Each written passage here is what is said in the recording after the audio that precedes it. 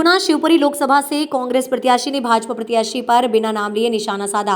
उन्होंने कहा कि ग्रामीण कहते हैं कि इस भूरा को फिर से यहां से भगाना है, दूसरी बार यहां से भगाना है। बता दें कि कांग्रेस ने यदुवेंद्र सिंह यादव को गुना शिवपुरी लोकसभा क्षेत्र से प्रत्याशी घोषित किया है।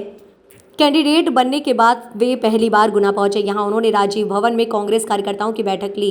इसके अलावा मंडल अध्यक्षों की भी बैठक ली। उन्होंने कार्यकर्ताओं से चुनाव में भी जी जान से जुट जाने का आह्वान किया। कार्यकर्ताओं को संबोधित करते हुए यदुवेंद्र यादव ने कहा कि ये महाभारत का युद्ध है, एक तरफ कौरव है और दूसरी तरफ पांडव। कौरव भले ही संख्या में ज्यादा है, लेकिन जीत पांडवों की पक्की है। इसलिए उन्होंने कहा कि कार्यकर्ता कहते हैं कि भगदड़ क्यों है। दो तरह के लोग हैं जो पार्टी छोड़कर जा रहे हैं। एक वे हैं जो गद्दारी करके जा रहे हैं। चिंता मत करिए, आज नहीं तो कल ये भाजपा के साथ भी गद्दारी करेंगे। दूसरा वो व्यक्ति जो किसी दबाव में भारतीय जनता पार्टी में गया है, तो वो श्रद्धा के साथ नहीं गया, आस्था के साथ नहीं गया। वो कार्यकर्ता दबाव में गया है तो अंदर ही अंदर भारतीय जनता पार्टी को निपटाने का कार्य करेगा और कांग्रेस को जिताने का कार्य करेगा। तो दोनों ही पक्ष में हमारे लिए कोई घातक बात नहीं है कि कार्य करता जा रहा है। दोनों ही कांग्रेस के हित में है। जो गद्दार थे वो भी गए और जो अपने थे किसी दबाव में वो है तो वहां पहुंचकर भी अपना काम करेंगे। ये चिंता का विषय नहीं है। अब चुनाव के लिए वास्तव में समय 1 महीने से थोड़ा सा ज्यादा अपन मान सकते हो। मैं तो कहूंगा 1 ही महीना है, क्योंकि अभी फार्म भरने में कार्यालय और तमाम प्रकार की तैयारियों में हमारा ऊपर का समय निकल जाएगा और हमारे पास मात्र 1 महीने का समय बचेगा। और 1 महीने में 8 विधानसभा हम देखते हैं कि अभी विधानसभा चुनाव लड़ा हमने, तो अगर बस ईमानदारी से बात करी जाए तो एक प्रत्याशी पूरी विधानसभा में भी नहीं घूम सकता चुनाव के दौरान, परंतु 8 विधानसभा है। तो आप सब प्रत्याशी हैं, आप सब यादवेंद्र हैं, आप सब बाबा साहब हैं, आप सब राजा साहब हैं और आप सभी राहुल गांधी जी हैं, आप सभी ऋषि अग्रवाल जी हैं। आप सब प्रत्याशी अपने आप को प्रत्याशी मानकर हम जनता के बीच में जाएंगे और अपनी पार्टी की बात को रखेंगे। हमें अपना मनोबल कहीं से कहीं तक कमजोर नहीं करना है। मनोबल का कोई भी युद्ध हो, कोई भी लड़ाई हो, कोई भी चुनाव हो, मुख्य रोल होता है। यदि हमारा मनोबल टूट गया तो फिर समझ लो हमारा काम जो है वो मुश्किल है। यदि हमारा मनोबल मजबूत है तो हम बड़ी से बड़ी लड़ाई को भी जीत सकते हैं। और ये लोग मनोबल को तोड़ने का ही कार्य करते हैं, परंतु हमें अपने मनोबल को नहीं टूटने देना है। हमें अपनी बात को रखना है। अभी माननीय विधायक जी किसी भैया बता रहे थे किस तरह से लोगों ने 2700 रुपए में गेहूं खरीदने का, 3100 रुपए में धान खरीदने का, हमारी माताओं बहनों को 450 रुपए में गैस सिलेंडर देने का, युवाओं को रोजगार देने का, तमाम प्रकार के झूठे वादे करके इन लोगों ने हमारा विधानसभा क्षेत्र में क्षेत्र की जनता का वोट हथियाया। परंतु काठ की हांडी बार बार नहीं चढ़ती, एक ही बार चढ़ती है चूल्हे पर।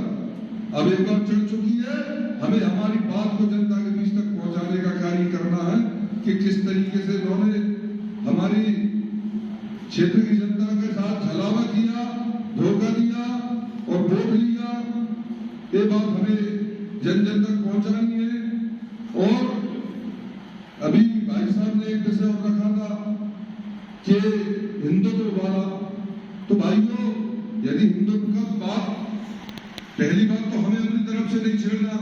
यदि वो व्यक्ति कोई करता भी है तो उसको जवाब भी देना है कि ये व्यक्ति हिंदू है, ये व्यक्ति मांस खाकर मंदिरों में जूते मोजे पहनकर चलता है, क्या ये हिंदू है? क्या हिंदू संस्कृति है? मुझे बताने का वो करे।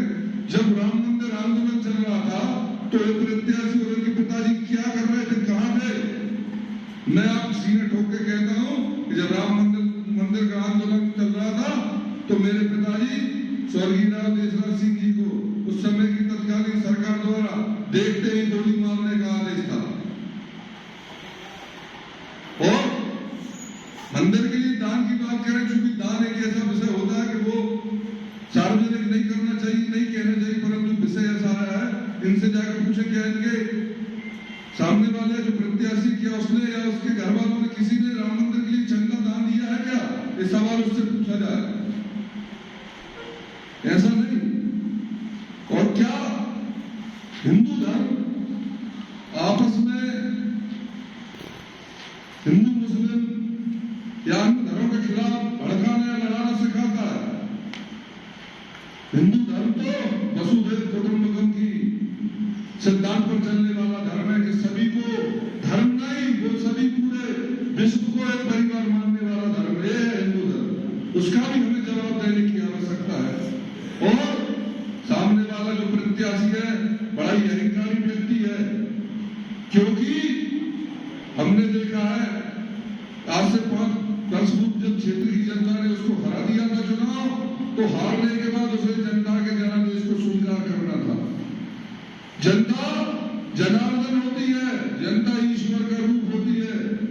जहां 5 लोगों से अधिक हो जाते हैं तो हम उन्हें ईश्वर का रूप मानते हैं। तो जनता जनार्दन ने जो जनादेश दिया था, उस जनादेश को व्यक्ति ने स्वीकार न करते हुए, तुरंत उस जनादेश का अपमान करते हुए कांग्रेस की सरकार को गिराया, खरीद फरोख्त कराई।